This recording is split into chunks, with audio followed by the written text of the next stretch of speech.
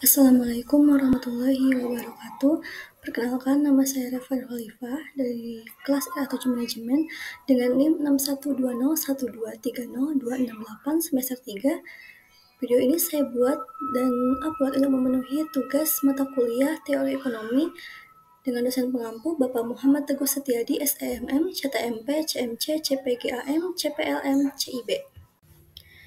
Untuk materi pembahasan yang pertama itu ada konsep dasar ekonomi mikro, ada elastisitas permintaan dan penawaran, masalah ekonomi, teori permintaan dan penawaran, dan yang kelima itu teori produksi. Selanjutnya ada konsep dasar ekonomi mikro. Jadi ekonomi mikro itu adalah siklus perekonomian tingkat dasar dan langsung berhubungan dengan aktivitas masyarakat. Dalam ekonomi mikro, segala peristiwa ekonomi yang terjadi ada dalam kendali konsumen dan pelaku usaha. Tujuannya untuk memahami perilaku konsumen, menentukan harga dan kuantitas barang dan jasa, memprediksi dan mengatur strategi suatu perusahaan, dan mengevaluasi dampak kebijakan ekonomi terhadap kesejahteraan masyarakat. Ruang lingkupnya itu meliputi ruang lingkup harga, produksi, dan distribusi. Selanjutnya, bentuk kebijakan ekonomi mikro. Yang pertama itu kebijakan harga terendah, yaitu diterapkan ketika penawaran itu lebih besar dari permintaan, sehingga pemerintah itu menetapkan batas minimal harga produk untuk melindungi produsen. Yang kedua, kebijakan harga tertinggi, yaitu kebijakan diterapkan ketika harga pasar melonjak, sehingga pemerintah menetapkan harga maksimum untuk melindungi konsumen. Yang ketiga itu ada subsidi, yaitu kebijakan yang diberikan kepada industri atau individu tertentu untuk mendorong aktivitas ekonomi yang dianggap penting. Nah, subsidi dapat berupa bantuan keuangan, pembebasan pajak, atau insentif lainnya. Yang selanjutnya ada isu-isu ekonomi mikro. Yang pertama ada kenaikan harga bahan bakar minyak, kedua kenaikan harga bahan pangan, ada masalah distribusi, masalah pembangunan infrastruktur, masalah birokrasi, pembangunan listrik yang tidak merata, dan tidak meratanya pendapatan masyarakat.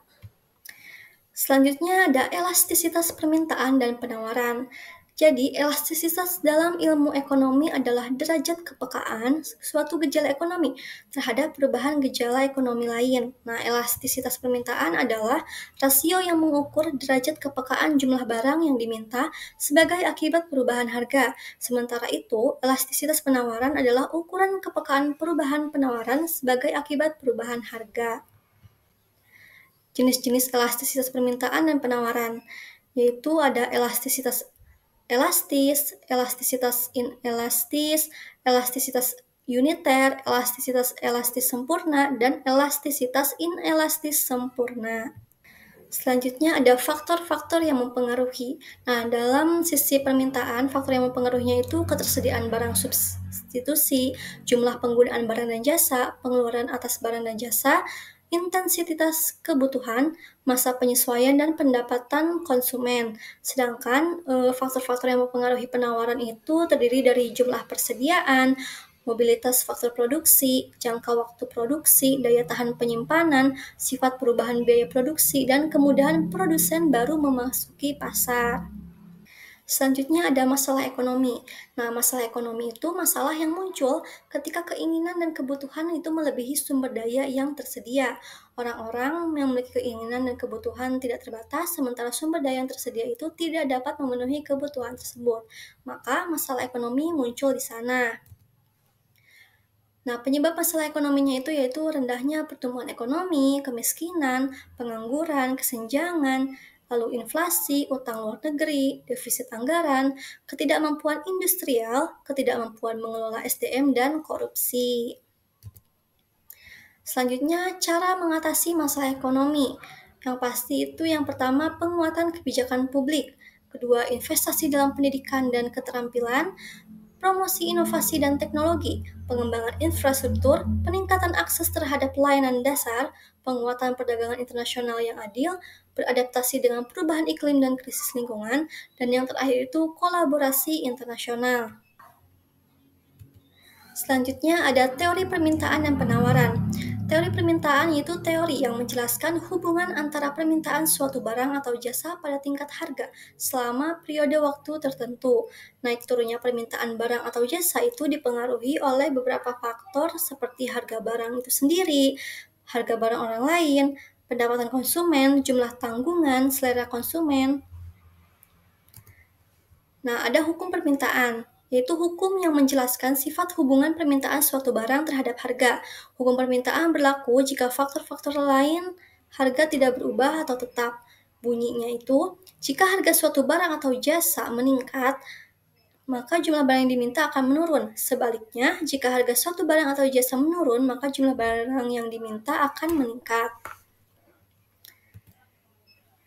Lalu ada kurva permintaan, yaitu grafik yang menjelaskan hubungan antara jumlah yang diminta dan dapat dibeli oleh konsumen dengan harga.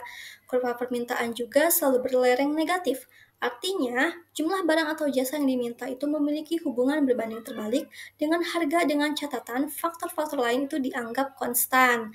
Maka jika harga P naik, maka jumlah barang atau Q itu akan turun dan sebaliknya. Selanjutnya ada teori penawaran. Jadi teori penawaran itu teori yang membahas hubungan antara jumlah barang yang ditawarkan dan tingkat harga barang itu sendiri.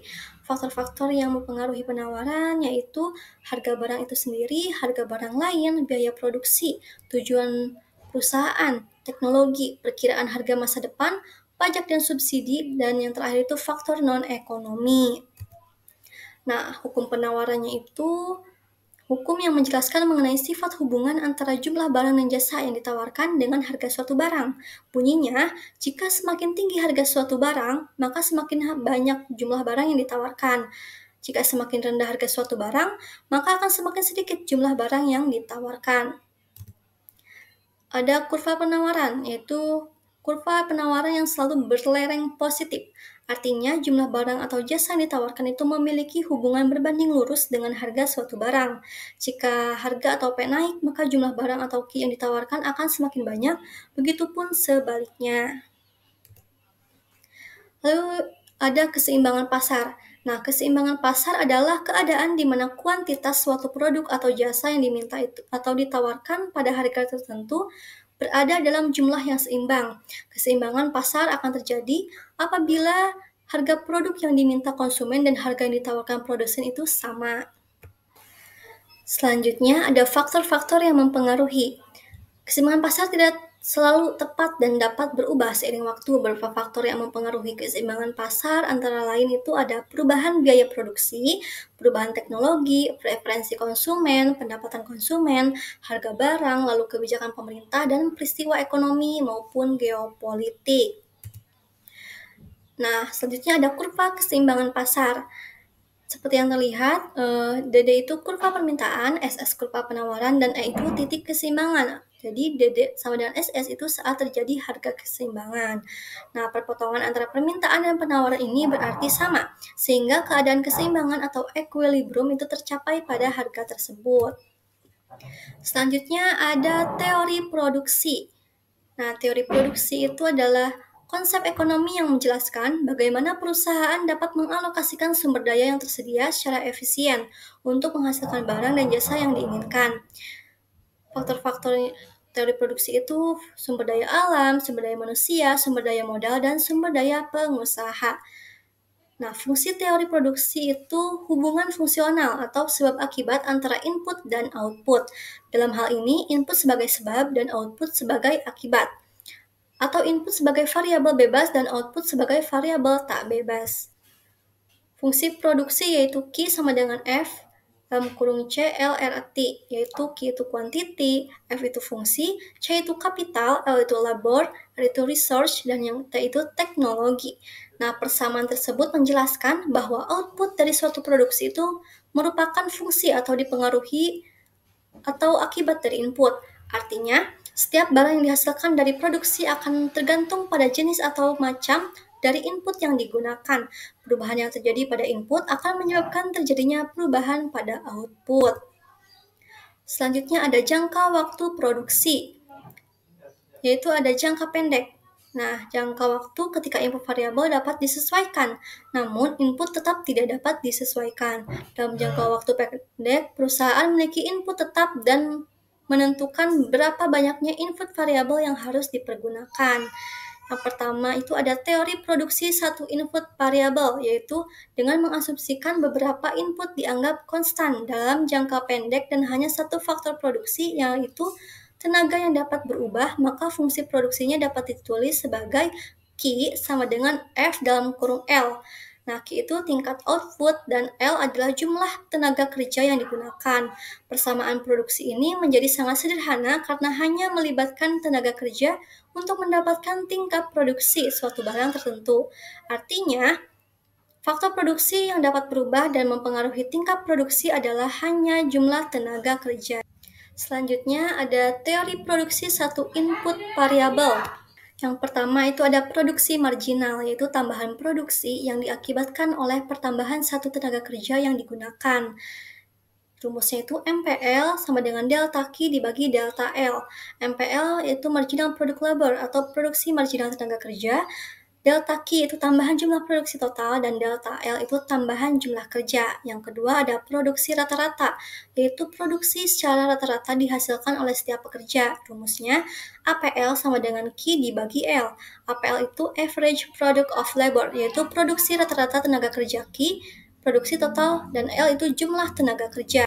Selanjutnya ada teori produksi dua input variabel. Jika faktor produksi yang dapat berubah adalah jumlah tenaga kerja dan jumlah modal atau sarana yang digunakan, maka fungsi produksi dapat dinyatakan sebagai Q sama dengan F dalam kurung L C. Q jumlah barang dihasilkan dalam produksi, simbol dari persamaan fungsional yaitu F, dan L itu tenaga kerja, sedangkan C itu modal atau sarana yang digunakan untuk produksi. Selanjutnya ada isoquant dalam teori produksi dua input variabel. Nah, isoquant itu kurva yang menggambarkan kombinasi dua macam input, yaitu faktor produksi, untuk menghasilkan output atau produk yang sama jumlahnya. Bentuk kurva isoquant bermacam-macam, bisa linear apabila kombinasi antara input tersebut akan memberikan perubahan yang proporsional bila salah satunya berubah, dan dapat juga cembung dari titik origin seperti kurva indifference. Nah, yang terpenting adalah bahwa isoquant tidak berupa garis lurus vertikal maupun horizontal karena lazimnya tidak mungkin untuk menghasilkan barang dalam jumlah tak hingga atau nol dengan menggunakan jumlah faktor produksi terbatas. Yang kedua ada isokos. Nah, isokos itu kurva yang menggambarkan biaya yang dikeluarkan oleh produsen dalam rangka berproduksi dengan menggunakan beberapa faktor input tertentu. Isokos membatasi dan membedakan kemampuan produksi dan produsen. Semakin besar isokosnya, maka semakin besar pula hasil yang dapat diperoleh. Sebaliknya, semakin kecil isokos, maka semakin kecil pula hasilnya. Yang selanjutnya ada jangka panjang waktu produksi. Nah, jangka panjang itu periode produksi di mana semua faktor produksi menjadi faktor produksi variabel. Atau dengan kata lain, dalam jangka panjang itu tidak ada input tetap. Nah, dalam jangka panjang juga ada garis perluasan produksi, yaitu isoklin yang menunjukkan tingkat output yang akan dihasilkan bila harga produksi tetap tidak berubah. Jadi, garis perluasan produksi itu menunjukkan bagaimana proporsi faktor produksi itu seharusnya berubah bila output atau besarnya biaya produksi berubah, sedangkan harga dari faktor produksi itu tetap bila seorang produsen atau pengusaha dalam melakukan proses produksi untuk mencapai tujuannya. Selanjutnya ada produktivitas teori produksi. Yang pertama itu ada ekstensifikasi, yaitu peningkatan produktivitas dengan cara menambah jumlah faktor produksi yang digunakan. Yang kedua, intensifikasi, yaitu dilakukan dengan cara memaksimalkan kapasitas faktor produksi yang telah ada. Dan yang ketiga itu rasionalisasi, yaitu peningkatan produktivitas dilakukan dengan mengeluarkan kebijakan yang akan meningkatkan efisiensi produksi. Nah, efisiensi produksi itu terdiri dari mekanisasi, spesialisasi, dan standarisasi. Baikpun isi materi yang akan saya bahas yaitu struktur pasar, pendapatan nasional, persaingan monopolitis, pasar bebas dan kebijakan pemerintah, kebijakan fiskal, dan kebijakan moneter, dan yang terakhir itu perekonomian terbuka. Yang pertama ada struktur pasar. Secara umum, pasar diartikan sebagai tempat bertemunya permintaan dan penawaran sehingga dapat menetapkan harga. Fungsi utama dari pasar yaitu fungsi distribusi, fungsi pembentukan harga, dan fungsi promosi. Selanjutnya ada peranan pasar. Peranan pasar bagi produsen yaitu membantu memperlancar penjualan hasil produksi dan memperkenalkan produk hasil produksi. Sedangkan bagi konsumen, peranan pasar itu memudahkan memperoleh barang atau jasa yang dibutuhkan. Sedangkan bagi pembangunan, peranan pasar itu membantu menyediakan segala macam barang dan jasa yang bermanfaat bagi pengembangan juga dapat dijadikan sumber pendapatan pemerintah. Selanjutnya ada macam-macam pasar. Yang pertama, jenis pasar. Pasar dibedakan atas barang konsumsi dan pasar faktor produksi. Yang kedua, wujud pasar. Pasar dibedakan atas pasar konkret dan pasar abstrak. Yang ketiga, barang yang dijual. Pasar dibedakan menurut jenis barang yang dijual dan dikaitkan dengan barang yang biasa diperjualbelikan di pasar tersebut. Yang terakhir, waktu jual beli. Pasar dibedakan atas pasar harian, mingguan, bulanan, dan tahunan. Selanjutnya ada struktur pasar. Struktur pasar adalah keadaan pasar yang menggambarkan keadaan pasar. Kondisi pasar dapat mempengaruhi persaingan, tingkat harga, serta perilaku perusahaan. Struktur pasar terbagi menjadi pasar persaingan sempurna dan pasar persaingan tidak sempurna, pasar oligopoli, dan pasar monopolistik. Selanjutnya ada materi pendapatan nasional. Pendapatan nasional adalah jumlah pendapatan yang diterima oleh masyarakat suatu negara dalam kurun waktu tertentu yang biasanya 1 tahun. Konsep pendapatan nasional pertama kali dicetuskan oleh Sir William Petty dari Inggris yang berusaha menaksir pendapatan nasional negaranya pada tahun 1655. Namun, pendapat tersebut tidak disepakati oleh ahli ekonomi modern, karena menurut ahli ekonomi modern, alat utama untuk mengukur kegiatan perekonomian adalah suatu jumlah barang atau jasa yang dihasilkan setiap tahun oleh suatu negara. Yang selanjutnya ada karakteristik pendapatan nasional. Konsep pendapatan nasional memiliki beberapa karakteristik yang penting untuk dipahami.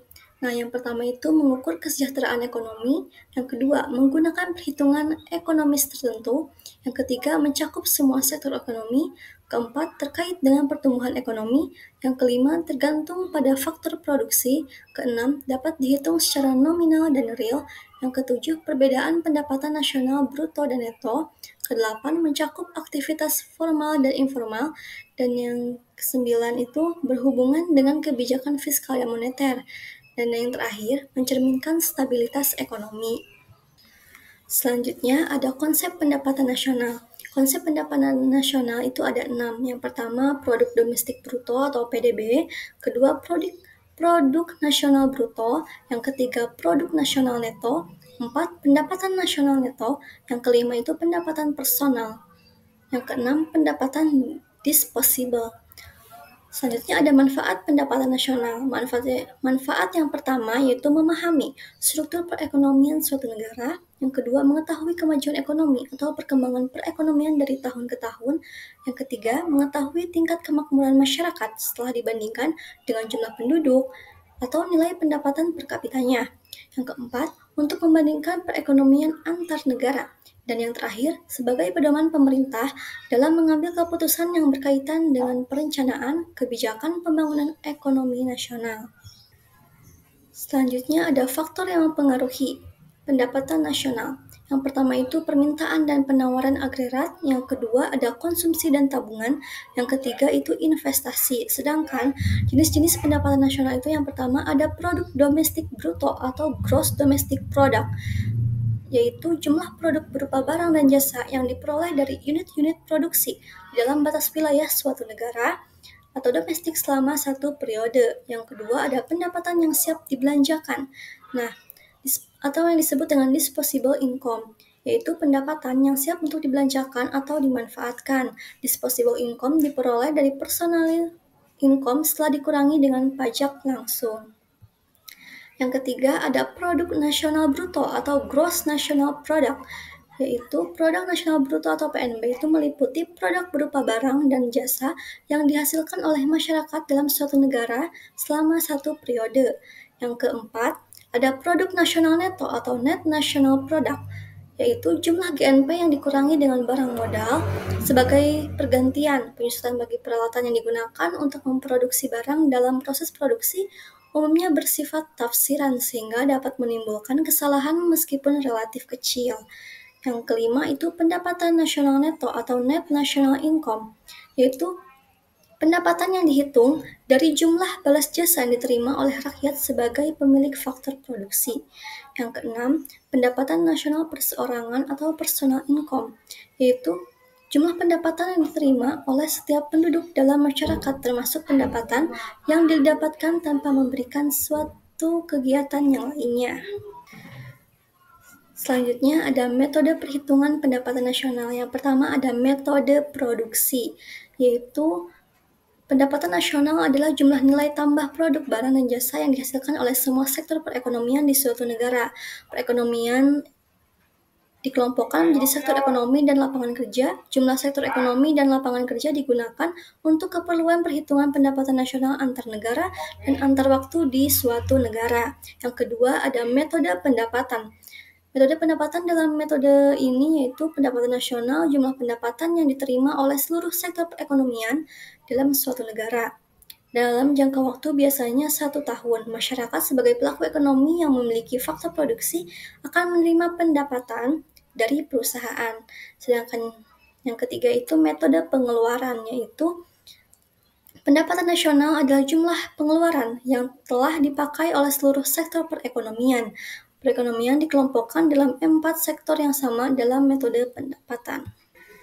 Materi selanjutnya yaitu persaingan monopolistik.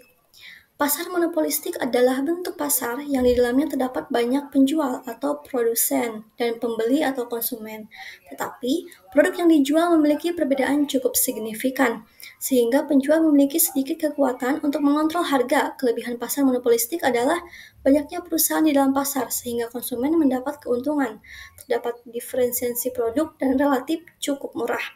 Sedangkan kekurangan dari pasar monopolistik adalah tingkat persaingan yang tinggi, butuh modal yang besar, dan membutuhkan inovasi yang meningkatkan biaya produksi. Selanjutnya, ada karakteristik dari persaingan monopolistik, yaitu yang pertama ada hambatan masuknya rendah, yang kedua diferensiasi produk, yang ketiga diferensiasi harga, dan yang terakhir itu elastisitas permintaan. Sedangkan ciri-cirinya yaitu terdapat banyak penjual, barangnya bersifat berbeda corak, lalu perusahaan mempunyai sedikit kekuasaan mempengaruhi harga, yang keempat itu kemasukan dalam industri itu relatif mudah, dan yang terakhir persaingan mempromosi penjualan yang sangat aktif. Selanjutnya ada fungsi dari pasar monopolistik. Fungsi yang pertama itu inovasi dan peningkatan kualitas produk. Yang kedua, pilihan untuk konsumen. Ketiga, penentuan harga. Keempat, efisiensi sumber daya. Yang kelima, stabilitas pasar. Keenam, peningkatan kesejahteraan konsumen. Dan yang terakhir itu pengembangan ekonomi. Sedangkan sistem pasarnya itu yaitu sistem pemasaran, produksi, penetapan harga, distribusi, dan persaingan. Materi selanjutnya ada pasar bebas dan kebijakan pemerintah. Pasar bebas adalah sistem ekonomi yang ditentukan oleh kekuatan pasar atau permintaan dan penawaran dengan keterlibatan pemerintah minimal. Sedangkan kebijakan pemerintah adalah tindakan atau keputusan untuk mencapai tujuan ekonomi, sosial, dan politik. Meskipun pasar bebas dapat menciptakan efisiensi dan inovasi, sistem ini juga dapat menghadapi masalah seperti ketimpangan sosial dan eksploitasi sumber daya alam. Tantangan pasar bebas di dunia modern diantaranya ketimpangan sosial dan ekonomi, perubahan iklim, dan automatisasi dan AI. Selanjutnya ada kebijakan pemerintah. Kebijakan pemerintah adalah langkah yang diambil oleh pemerintah untuk mempengaruhi perekonomian suatu negara, yang bisa mencakup aturan dan regulasi yang mengatur pasar. Dalam konteks pasar bebas, pemerintah memiliki peran tertentu meskipun pasar tidak sepenuhnya bebas dari pengawasan. Kebijakan pemerintah itu mencakup kebijakan fiskal dan moneter, regulasi dan perlindungan, dan perdagangan internasional. Selanjutnya, ada interaksi antara pasar bebas dan kebijakan pemerintah. Dalam pasar bebas, pemerintah memiliki peran penting meskipun intervensi di pasarnya itu minim. Jadi, tanpa pengaturan yang tepat, pasar bebas bisa menyebabkan ketimpangan sosial. Kebijakan pemerintah dalam pasar bebas itu bisa berfokus pada menciptakan keseimbangan antara kebebasan pasar dan perlindungan kepentingan publik. Sedangkan peran pemerintah di pasar bebas itu yaitu mengatur perusahaan dan industri, kebijakan lingkungan, pendidikan dan pelatihan, dan perlindungan sosial. Selanjutnya ada keuntungan. Nah, keuntungan pasar bebas itu efisiensi ekonomi karena banyaknya pilihan konsumen mendorong penggunaan sumber daya yang efisien. Yang kedua itu inovasi dan pengembangan. Ketiga, kebebasan memilih produk bagi konsumen. Dan yang keempat itu peningkatan kesejahteraan. Sedangkan kekurangannya yaitu seperti ketimpangan ekonomi, monopoli dan oligopoli, eksploitasi sumber daya alam dalam upaya memperoleh keuntungan, dan yang terakhir itu ketidakstabilan ekonomi. Selanjutnya, ada peran pasar bebas di perdagangan internasional. Yang pertama itu globalisasi dan perdagangan bebas yang mendorong perdagangan barang dan jasa antar negara tanpa banyak hambatan. Yang kedua, pro dan kontra perdagangan bebas. Ada yang memungkinkan negara-negara mengakses pasar global seperti meningkatkan efisiensi dan mendapat keuntungan, sedangkan sebagian lain merugi karena pasar domestik tak dapat bersaing. Untuk model ekonomi pasar bebas, yang pertama itu ada model kapitalisme, yaitu mengutamakan kepemilikan pribadi terhadap sumber daya perusahaan. Yang kedua, ekonomi pasar bebas sosial, yang mengedepankan keseimbangan antara kebebasan pasar dan jaminan sosial bagi warga negara. Sedangkan yang ketiga itu neoliberalisme, yaitu menekankan pasar bebas, privatisasi, deregulasi, dan pengurangan peran negara dalam perekonomian. Yang selanjutnya ada materi kebijakan fiskal dan kebijakan moneter. Kebijakan fiskal adalah salah satu kebijakan makroekonomi yang melibatkan tindakan pemerintah dalam mengatur pengeluaran dan pendapatan negara untuk mempengaruhi permintaan dan penawaran agregat dalam perekonomian. Contohnya pengeluaran APBN, pajak subsidi, dan pengelolaan utang. Sedangkan kebijakan moneter itu mencakup semua upaya atau tindakan moneter dalam perekonomian seperti jumlah uang beredar, tingkat suku bunga, ketersediaan kredit, dan nilai tukar mata uang. Contohnya penyesuaian suku bunga acuan, operasi pasar terbuka, dan persyaratan cadangan. Selanjutnya ada fungsi dan tujuan kebijakan fiskal. Yang pertama itu ada fungsi otoritas, yang kedua fungsi perencanaan, yang ketiga fungsi pengawasan, keempat fungsi alokasi, yang kelima fungsi stabilisasi, dan yang terakhir fungsi distribusi. Sedangkan tujuannya itu untuk memperbaiki keadaan perekonomian, meningkatkan kesempatan kerja, menjaga kestabilan harga-harga secara umum dan laju inflasi, yang terakhir itu meningkatkan distribusi pendapatan nasional. Selanjutnya ada fungsi dan tujuan kebijakan moneter. Nah, fungsi yang pertama itu mengendalikan inflasi, mendorong pertumbuhan ekonomi, menjaga stabilitas mata uang, dan mencegah fluktuasi. Sedangkan tujuan dari kebijakan moneter itu yaitu menjaga stabilitas ekonomi, menjaga stabilitas harga, meningkatkan keselamatan kerja, memperbaiki posisi neraca dan perdagangan neraca pembayaran. Selanjutnya ada model dan kebijakan fiskal. Yang pertama itu kebijakan fiskal diskresioner, yaitu kebijakan yang diambil secara sengaja oleh pemerintah untuk mengatasi masalah ekonomi tertentu seperti resesi atau inflasi.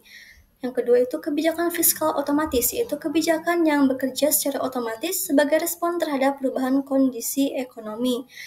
Yang selanjutnya ada fungsi dan tujuan kebijakan moneter, yaitu ada yang pertama ada teori kuantitas uang, yang menjelaskan hubungan antara jumlah uang beredar, tingkat harga, dan output real. Yang kedua itu kurva Phillips, yaitu yang menunjukkan hubungan antara tingkat inflasi dan tingkat pengangguran. Pendekatan yang dipakai oleh kebijakan fiskal dan moneter itu sama, yaitu ekspansif yang dilakukan saat ekonomi sedang melambat atau mengalami resesi, dan yang kedua itu kontraktif yaitu dilakukan saat ekonomi sedang mengalami inflasi. Materi yang terakhir yaitu mengenai perekonomian terbuka.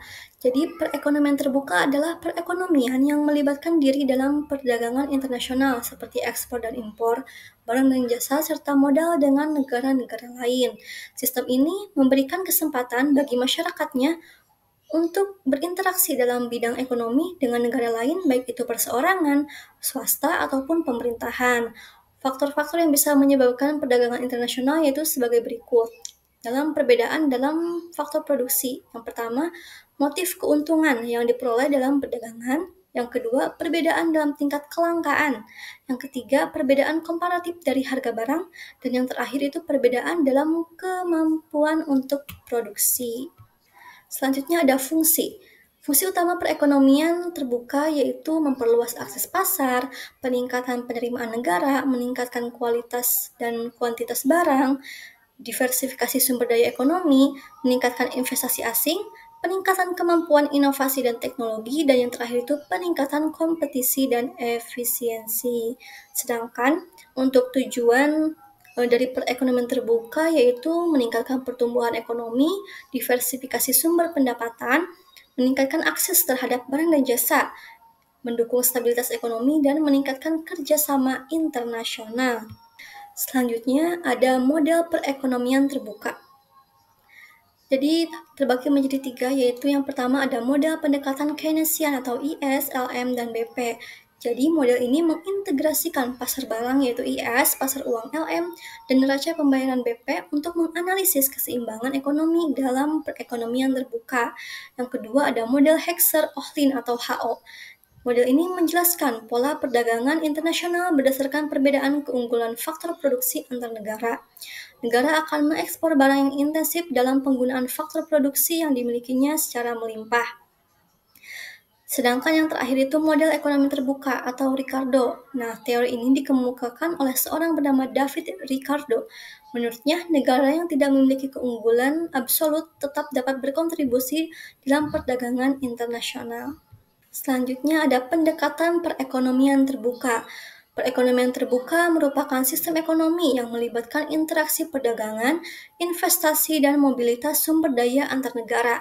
Pendekatan dalam perekonomian terbuka mencakup berbagai strategi dan kebijakan yang memungkinkan hubungan ekonomi internasional berjalan dengan efektif. Nah, pendekatannya itu seperti pendekatan Mendel-Fleming, monetaris, pendekatan model Slow-Swan, dengan perekonomian terbuka, pendekatan klasik, perdagangan baru, pendekatan gravitasi, pendekatan makroekonomi terbuka, dan yang terakhir itu pendekatan dengan hambatan perdagangan. Selanjutnya ada kesimpulan. Dalam teori ekonomi, mengkaji faktor-faktor yang mengendalikan aktivitas ekonomi baik di tingkat mikro maupun makro, pemahaman mengenai struktur pasar, kebijakan pemerintah, pendapatan nasional, serta kebijakan fiskal dan moneter, membantu dalam mempelajari distribusi sumber daya.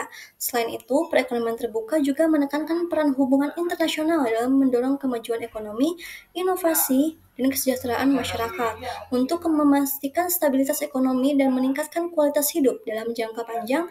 Kebijakan yang tepat harus diterapkan.